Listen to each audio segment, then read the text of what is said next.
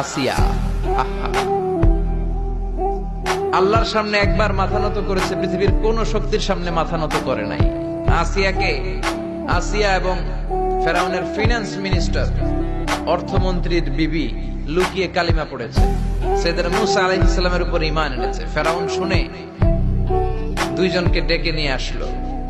অর্থমন্ত্রীর বউয়ের সাথে দুধের বাচ্চা, বলল দুইজন নাকি ঈমান এনেছো লুকিয়ে লুকিয়ে, এক আল্লাহরে ছাড়ো, আমি ফেরাউনরে সেজদা দাও। এরা বলল জীবন যাবে কিন্তু ঈমান যাবে না, জীবন দিব কিন্তু ঈমান দিব। প্রথমে ধরলো অর্থমন্ত্রীর বউকে, তাড়াতাড়ি আমার পায়ে সেজদায় লুটিয়ে পড়ো। সে বলে না, জীবন যাবে ঈমান যাবে না। বলল তাই নাকি, দেখি তোমার ঈমানের কত পাওয়ার। জল্লাদরে বলল কড়াইয়ের ভেতরে আগুন গরম করো, তৈল গরম করো, দুধের বাচ্চাটারে টেনে নিয়ে তেলের মধ্যে ছেড়ে দাও।